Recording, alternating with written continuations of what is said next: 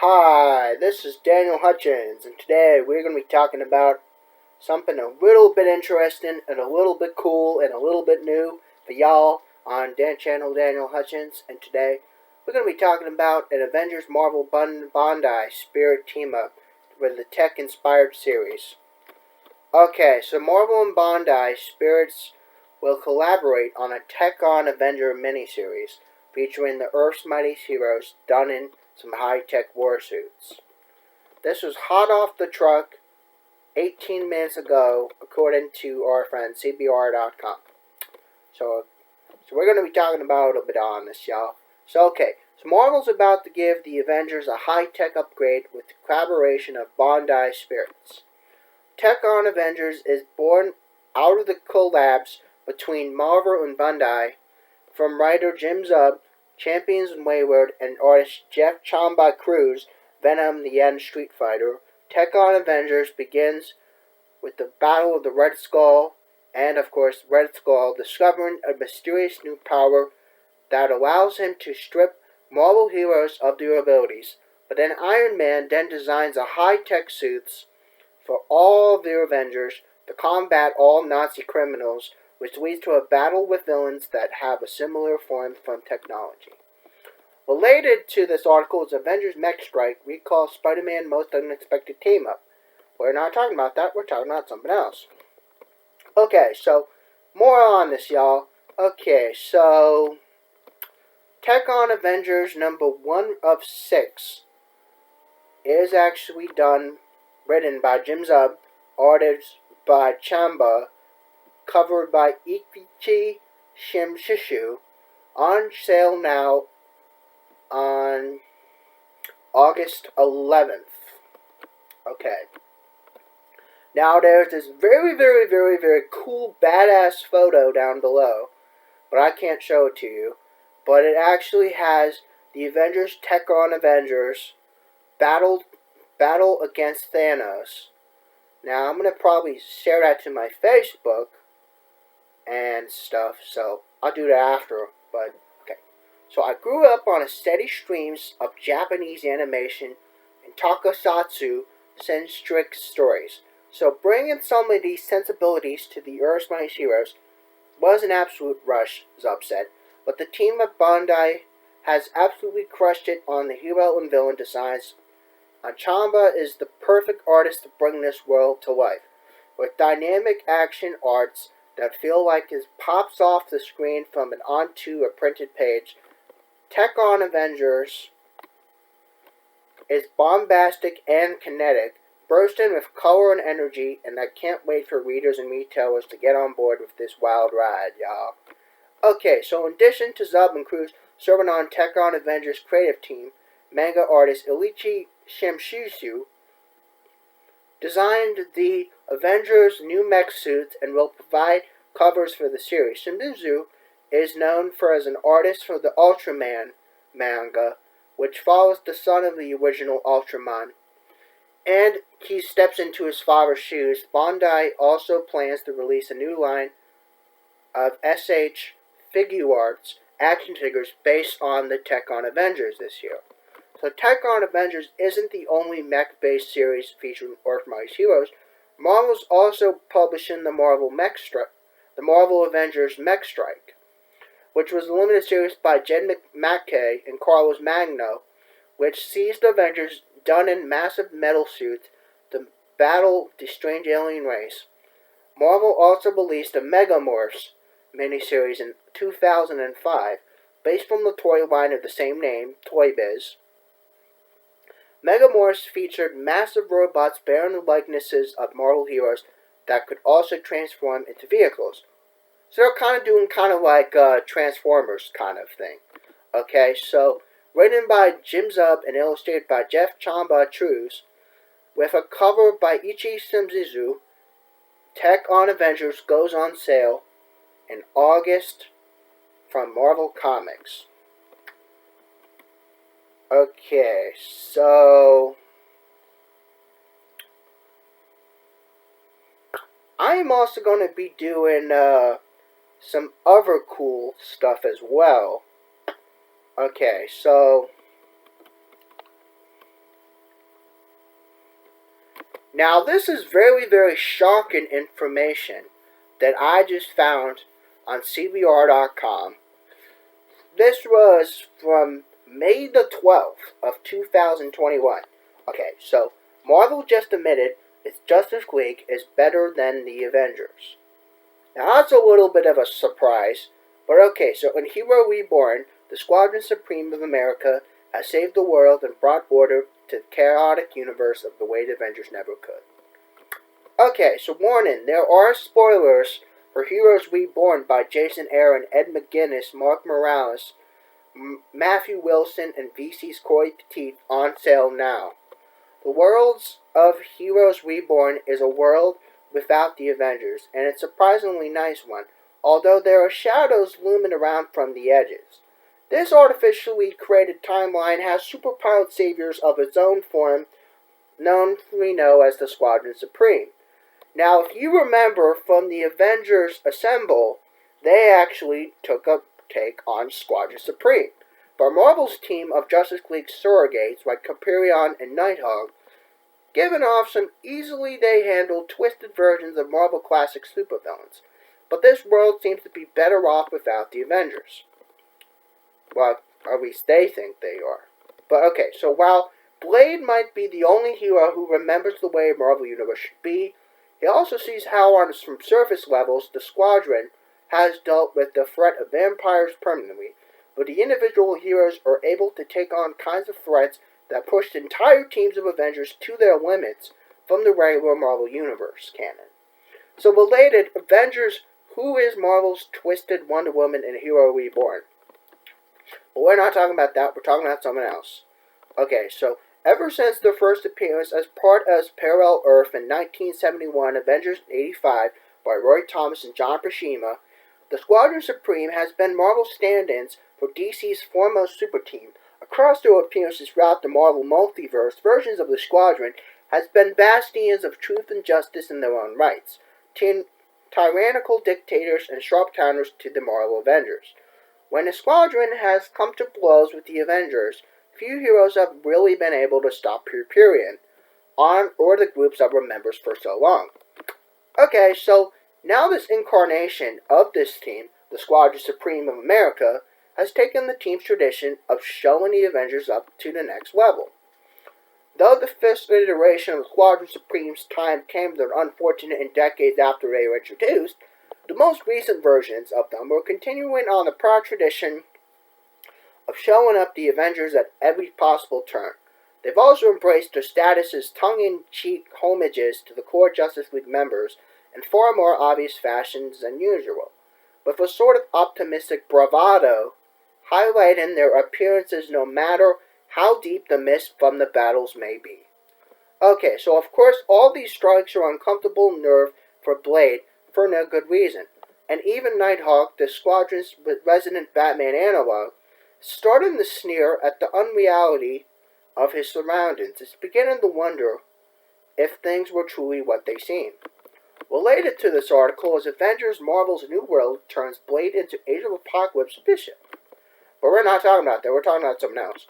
Even with the knowledge of that is the powerful, malevolent force of Mephisto, who was teased in WandaVision, is at work behind the scenes, it's hard to ignore the difference that the Squadron Supreme has made in absence of the Avengers.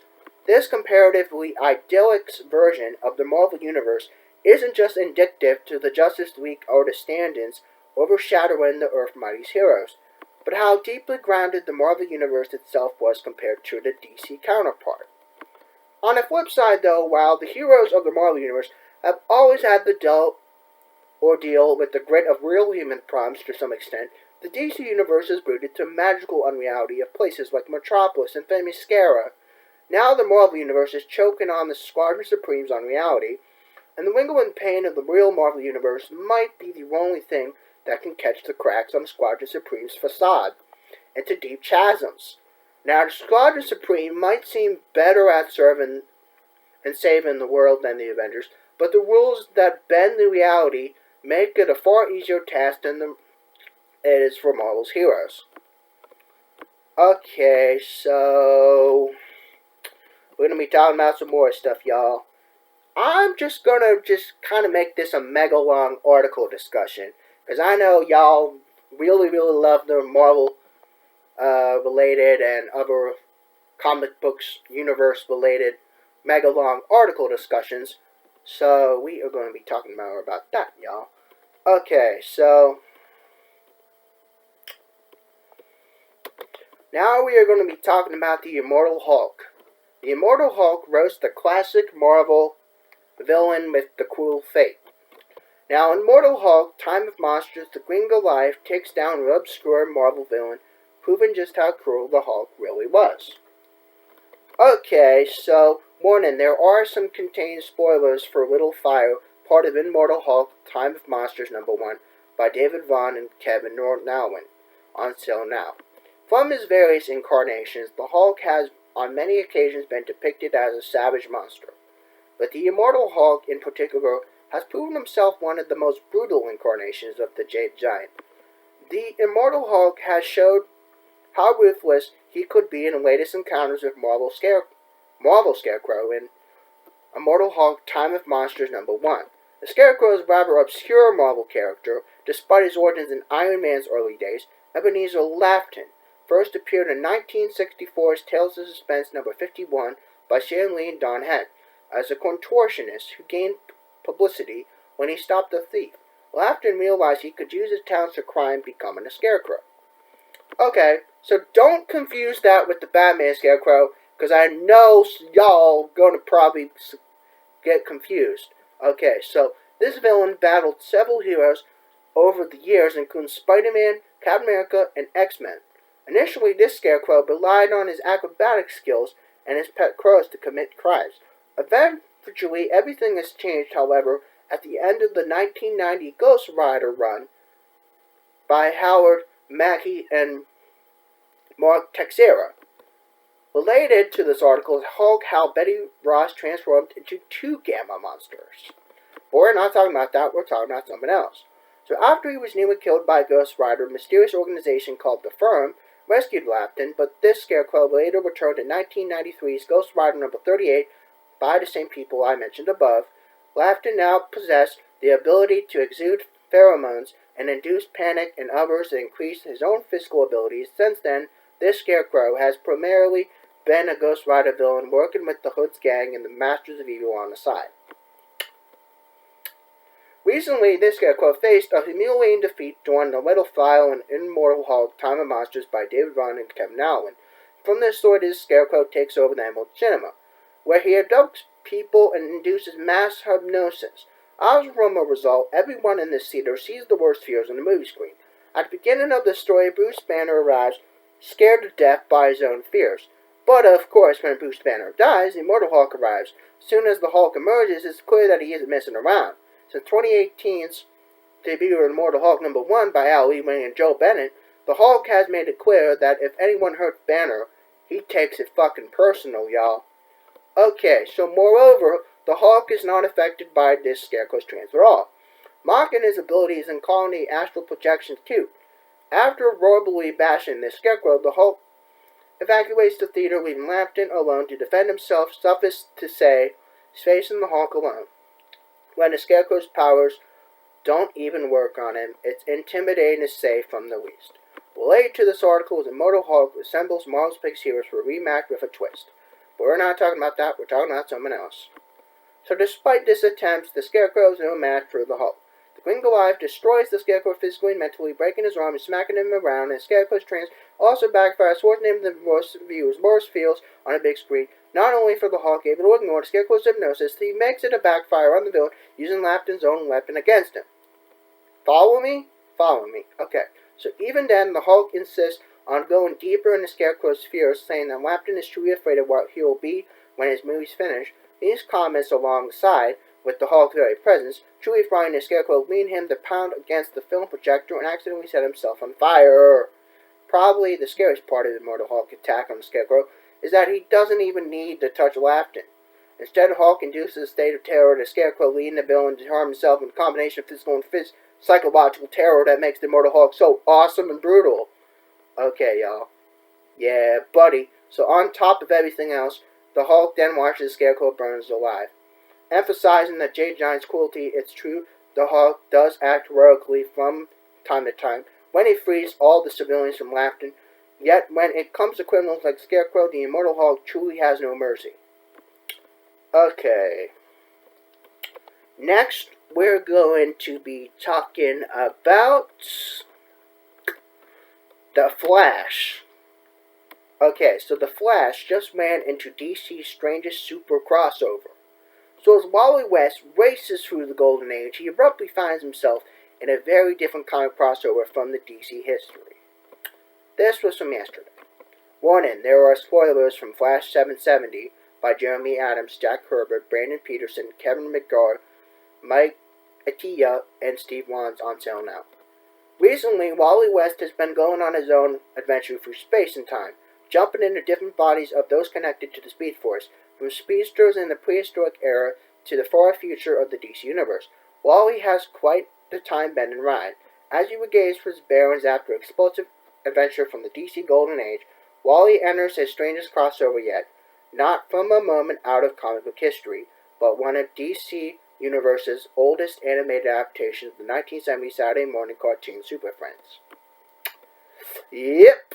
So going into Infinite Frontier era, Wally has been haunted by his past actions during DC Rebirth and confided in his mentor and best friend Barry Allen that he wanted to retire from a super career, permanently severing the connection to Speed Force. While this originally went as planned, things unexpectedly went off the rails when Wally's consciousness catapulted through time and space and a different host bodies brawl. Barry's connection to the Speed Force became unstable. After a brief sojourn to the 31st century, Wally inhabited the body of the Golden Age Flash Jay Garrick when a speedster superhero was approached by Franklin D. Roosevelt to help turn the tide of Battle of World War II. Woohoo! Yep, so related. Sonic CD is perfect template for the game based on the Flash.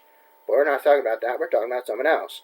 Okay, so as the counterbalance is Wally bonding with Jay, some residue Speed Force was imbued on Adolf Hitler, whose sword like was secured by a spear of destiny, the ancient Roman spear that pierced the side of Christ during crucifixion. This led to the epic showdown between Hitler and Wally possessed Jay and his fellow Golden Age superhero and eventual freedom fighter, the Ray, with the heroes emerging triumphantly and saving the United States of America from a potential invasion at the hands of superpowered Hitler and devastating armies. Wally is rewarded by being flung decades in the future, apparently possessing the body of Reverse Flash, while he was the member of the Legion of Doom. Legion's appearance had directly matches their depiction from the classic animated series, complete with Lex Luthor wearing his pink shirt. Wally's in the Hall of Doom, and a full view of Legion as Lex swears Reverse Flash and villainous ensemble.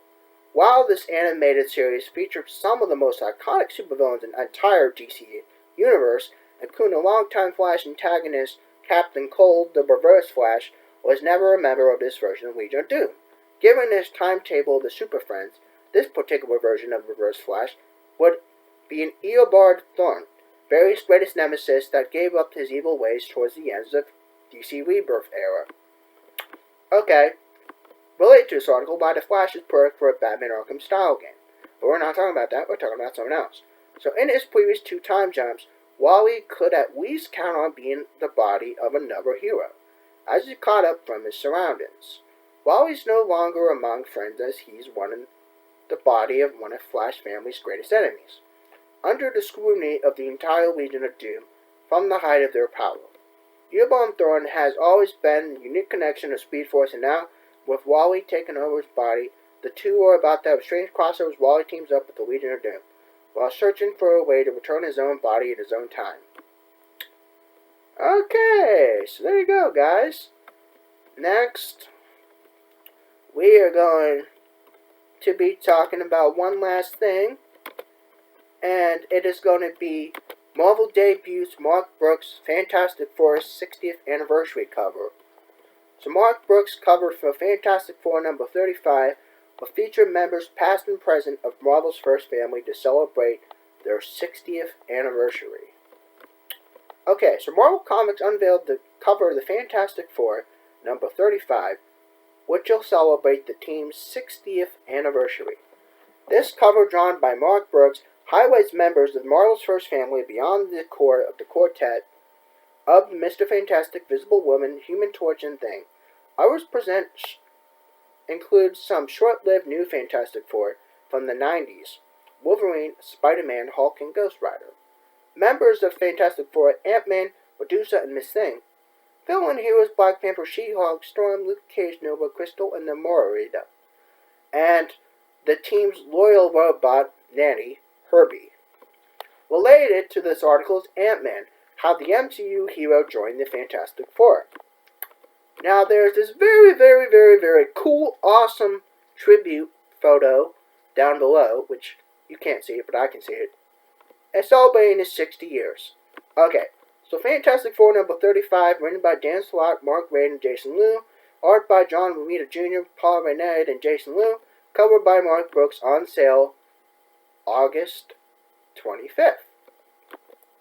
Okay, so the issue will feature a main story from the Fantastic Four series, writer Dan Slott and guest writer John Romita Jr., in which the team will face off against multiple versions of time travel menace King the Conqueror, which is yet to be explored in MCU, while also dealing with the repercussions of the Bride of Doom storyline. The issue will also feature two backup stories, one by Mark Waid and Paul Reynard, which will deliver dramatic new insights in the origin of the Fabulous Foursome, and one drawn by Jason Liu and a pitiful human lizard in his Marvel comic debut. Fantastic Four first debuted in their self-titled series back in November of 1961, folks. 1961. Written and drawn by the now legendary pair, Stan Lee and Jack Kirby, which unfortunately they're both gone now, but the series was commissioned by Marvel Comics publisher Mark Goodman, again he's gone now, who wanted a team of superheroes to complete the popularity of DC Comics' Justice League Omega. This book was largely credited for kicking off the Marvel Age, periodic time of creative freedom, which saw the debut of iconic heroes like Spider-Man, X-Men, Incredible Hulk, and more. Fantastic Four number 35 will hit comic stores and participate in digital retailers on August the 25th. Okay, guys, so yeah. This mega long article discussion is only going to be 20-something minutes long, so I hope you guys all like this content. And if you guys like this content, please slap a good old thumbs up. And again, make sure you comment, make sure you subscribe, and you guys have a wonderful day. Bye.